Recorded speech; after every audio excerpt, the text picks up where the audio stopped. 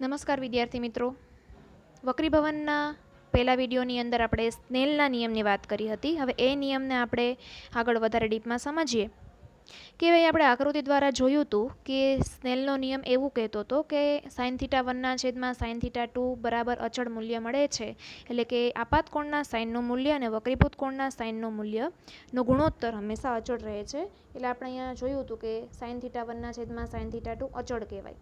હવે અહીંયા અચળની કિંમતને જો આપણે સાપેક્ષ વક્રી ભવનાંક તરીકે લઈએ, એટલે કે પહેલા માધ્યમની સાપેક્ષે બીજા માધ્યમનો વક્રી ભવનાંક લઈએ તો તે η21 બરાબર મળે છે. એટલે આપણને નવું સૂત્ર મળ્યું કે η21 બરાબર અથવા n21 બરાબર સાઇન થીટા 1ના છેદમાં સાઇન થીટા 2 આ સાપેક્ષ વક્રી ભવનાંક કહેવામાં આવે છે.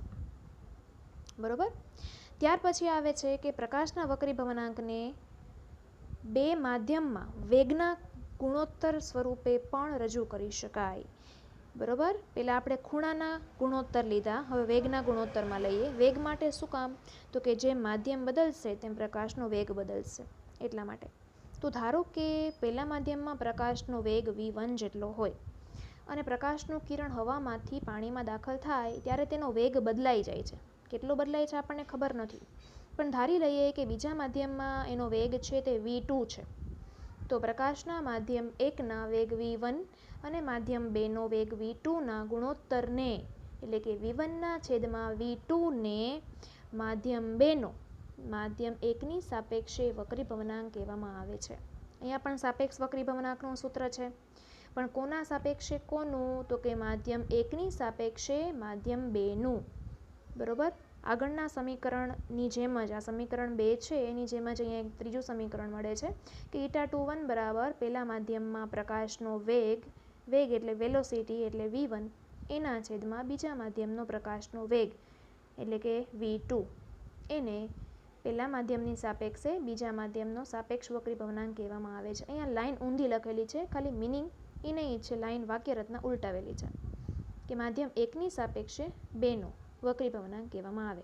એટલે નવું સૂત્ર મળે છે ત્રીજું કે η21 બરાબર v1ના છેદમાં v2.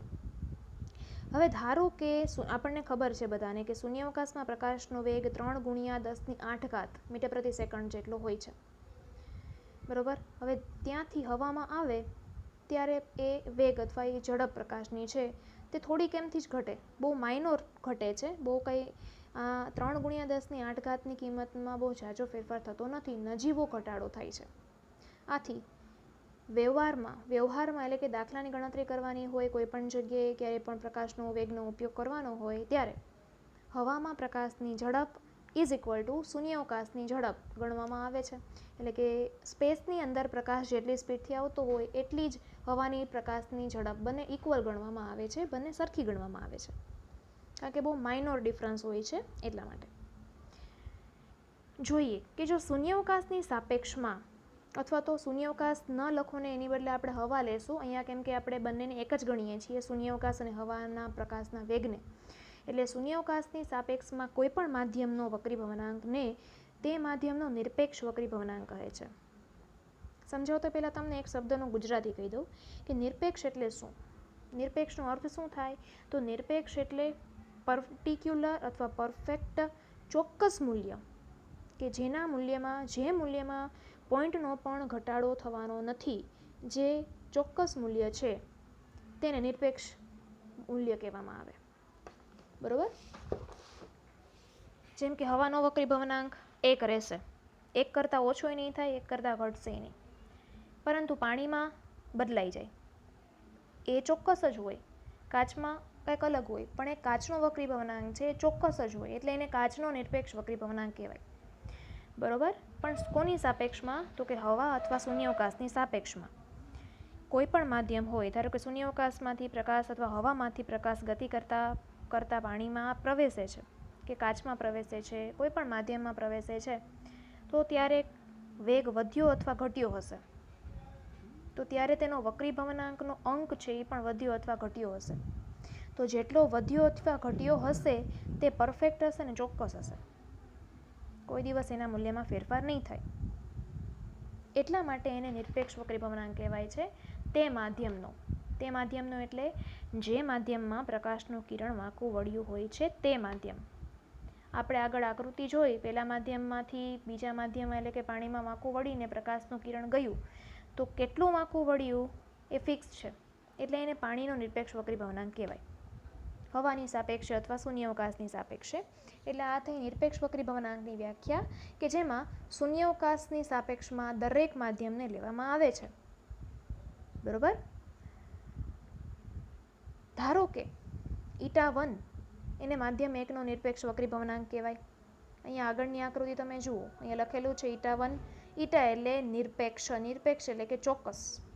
પેલું માધ્યમનો વક્રીભવનાંક એટલે η1 નિરપેક્ષ વક્રીભવનાંક. બીજા માધ્યમનો નિરપેક્ષ વક્રીભવનાંક એટલે કે શું? η2. બરોબર. પછી અહીંયા વેગની વાત, કે જેટલી સ્પીડથી આવતું હોય એ પણ જરૂરી છે. તો શૂન્યાવકાશમાંથી આવતું હોય તો એનો વેગ એટલે કે માધ્યમ હવા, એનો વેગ તો કે v1 અહીંયા જ લખેલું છે.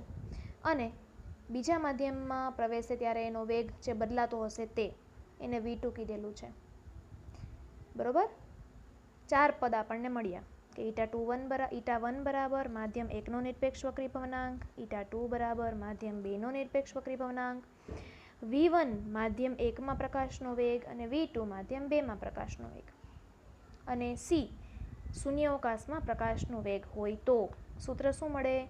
આપણે આનું સૂત્ર મેળવવાનું છે. આનું એટલે નિરપેક્ષ વક્રીભવનાંકનું. અત્યાર સુધી આપણે સૂત્ર મેળવ્યા હતા તે સાપેક્ષ વક્રીભવનાંકના હતા. હવે આપણે ચોક્કસ વક્રીભવનાંકના માધ્યમના મૂલ્ય મેળવવાના છે, કે પાણીનું ચોક્કસ મૂલ્ય કેટલું, કે ભાઈ કાચનું ચોક્કસ મૂલ્ય કેટલું, આપણે એ જોવાનું છે. એટલે સૂત્ર શું થાય? તો કે η બરાબર, પહેલાં હું તમને સિમ્પલ સૂત્ર આપું છું. η બરાબર ઓનલી η અથવા તો n બરાબર c/v, ખાલી c/v. c હંમેશા કોમન રહેશે, કારણ કે જો આગળ વ્યાખ્યા જુઓ, હંમેશા તમારે કોની સાપેક્ષમાં લેવાનું છે? શૂન્યાવકાશની સાપેક્ષમાં. એટલે અંશ કોઈ દિવસ બદલાશે નહીં. બદલાશે કોણ? તમારે જે માધ્યમનો નિરપેક્ષ વક્રીભવનાંક શોધવાનો છે તે બદલાશે. એટલે છેદ બદલાશે, અંશ નહીં બદલાય. બરોબર. હવે ધારો કે અહીંયા η1 બરાબર પેલું માધ્યમનો નિરપેક્ષ વક્રીભવનાંક છે, η2 શું છે? બીજા માધ્યમનો નિરપેક્ષ વક્રીભવનાંક છે. તો સૂત્ર શું થાય? પહેલા માધ્યમ માટે નિરપેક્ષ વક્રીભવનાંકનું સૂત્ર શું? તો કે પહેલું માધ્યમ હોય એટલે 1 1 1 આવે, અને બીજું માધ્યમ હોય તો 2 2 આવે. જેમ કે અહીંયા જુઓ, η1 એટલે કે પહેલા માધ્યમનો નિરપેક્ષ વક્રીભવનાંક is equal to c/v1. c અહીંયા આવ્યો કોમન. એવી રીતે બીજું માધ્યમ કોઈ પણ હોય તો એનો વક્રીભવનાંકનું સૂત્ર શું? તો કે η2 બરાબર c/v2. છેદ બદલાણો, અંશ નહીં, કારણ કે માધ્યમ બદલાય છે. અંશ હંમેશા 1, એટલે કે શૂન્યાવકાશ તો કોમન જ રહેવાનું, કે શૂન્યાવકાશ 1 ને શૂન્યાવકાશ 2 એવી રીતે તો નહીં થાય. બરોબર. હવે આગળનું સમીકરણ યાદ કરો, સાપેક્ષ વક્રીભવનાંકનું. સાપેક્ષ વક્રીભવનાંકનું સૂત્ર શું છે? η21 બરાબર v1/v2. અહીંયા છે સૂત્ર. એમાં η21 બરાબર η2/η1 લીધેલું છે. એટલે શું થાય? ખાસ સમજો. અહીંયા સાપેક્ષ વક્રીભવનાંકનું સૂત્ર લખ્યું હતું ત્યારે મેં તમને કહ્યું હતું કે અહીંયા જે હોય એના કરતાં અહીંયા ઉલટું આવશે, કારણ કે સાપેક્ષ વક્રીભવનાંકની વાત છે. અહીંયા પણ એમ જ છે ઉલટું, પરંતુ અહીંયા નિરપેક્ષ વક્રીભવનાંકની વાત કરવાની છે, એટલે સૂત્ર છે તે ઉલટું નહીં આવે, સીધું સૂત્ર આવશે, કારણ કે ચોક્કસ મૂલ્યની વાત છે. અહીંયા તમે જુઓ, આ આખું પદ તમે જુઓ ખાસ. અહીંયા η21 બરાબર η2/η1 લખેલું છે, 1/2 નહીં. કારણ આપણે નિરપેક્ષ વક્રીભવનાંકનું મૂલ્ય શોધવાનું છે. બરોબર. એટલે જે આગળ લખેલો આંકડો હોય એ અંશ મારીએ, અને જે પાછળ લખેલો આંકડો હોય એ છેદ મારીએ. તો અહીંયા જુઓ, η21 બરાબર બીજા માધ્યમનો વક્રીભવનાંક એના છેદમાં પહેલા માધ્યમનો વક્રીભવનાંક લખેલું છે. હા. હવે આગળના સમીકરણમાં જોઈએ, અહીંયા આ બંને સમીકરણમાં કે ભાઈ ઈટા 2 કોની કિંમત છે, તો કે ઈટા 2 બરાબર અહીંયા સૂત્ર છે C/V2, એટલે આપણે અહીંયા કિંમત મૂકી C/V2.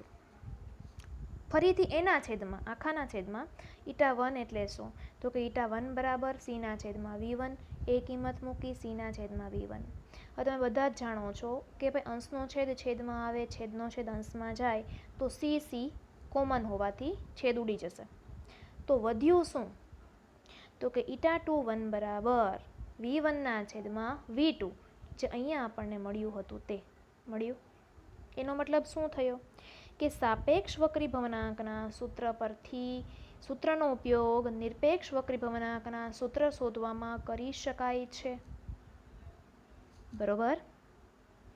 હવે આ આખું પદ આપણને મળ્યું, એમાં ઈટા 2 બરાબર V1/V2 તો છે, પણ પહેલાં આપણે કોના બરાબર કિંમત મૂકી હતી, અહીંયા તમે આ સૂત્ર જુઓ, એમાં ઈટા 2 બરાબર આપણે શું લખ્યું હતું, ઈટા 2/ઈટા 1, એટલે આપણને આ મળ્યું. V1/V2 એટલે શું, તો કે ઈટા 2/ઈટા 1. બરોબર. હવે સ્નેલના નિયમ મુજબ sin1/sin2 બરાબર ઈટા 2 છે. હવે ઈટા 2 ની કિંમત શું મળી, 2/1, જે અહીંયા આપણે મૂકી દીધી, ક્રોસ ગુણાકાર કર્યો, છેદ ઉપર ગુણાય, આ છેદ ઉપર ગુણાય તો સૂત્ર મળ્યું n1 sin1/n2 sin2, અથવા eta 1 sin1 is equal to eta 1 sin1 બરાબર ઈટા 2 sin2. આ સ્નેલનો વ્યાપક નિયમ છે, પણ આ તમારે આ સૂત્ર ક્યાંય તમારે યાદ રાખવાનું નથી. બરોબર. તમારે સમીકરણ નંબર 4 સુધી ખાસ જોવાનું છે. ક્યાંક ને ક્યાંક તમને દાખલાની અંદર આનો ઉપયોગ થશે. બરોબર. એટલે તમારે સમીકરણ 4 સુધી જ ખાસ યાદ રાખવાનું છે. ખાસ એટલા માટે કહું છું કે તમારે આનો ઉપયોગ આવશે, કારણ કે પાઠ્યપુસ્તકની અંદર નિરપેક્ષ વક્રીભવનાંક વિશે વાત કરેલી નથી. નિરપેક્ષ વક્રીભવનાંક, સાપેક્ષ વક્રીભવનાંક, એ બંને વચ્ચેનો સંબંધ શું છે એ તમને વાત કરેલી નથી. એટલે મારે તમને સમજાવવું પડ્યું. જો તમને આ ખબર પડે તો આગળના મુદ્દા સમજાશે. બરોબર છે. એટલે સમીકરણ નંબર 4 સુધી તમારે ખાસ યાદ રાખવાનું છે. બાકીના વિડીયોમાં હવા, પાણી, કાચ વગેરે જેવા માધ્યમના નિરપેક્ષ વક્રીભવનાંકના મૂલ્ય હું તમને લખાવીશ કે જે બદલાતા નથી, અને એનો ઉપયોગ દાખલામાં પણ થશે, ક્યાંક ને ક્યાંક કામમાં આવશે. આથી જો તમને આ મારો વિડીયો ગમ્યો હોય તો લાઈક કરો, સબસ્ક્રાઈબ કરો. ત્યાર પછીનો વિડીયો હું તમને આવતા વીકની અંદર મૂકીશ, અને એમાં આપણે ભણશું કે વક્રીભવન છે તે કેવી રીતે થાય છે અને કયા સાધન દ્વારા થાય છે, અને નિરપેક્ષ વક્રીભવનાંકના કિંમત પણ હું તમને બધાની લખાવીશ. Thank you.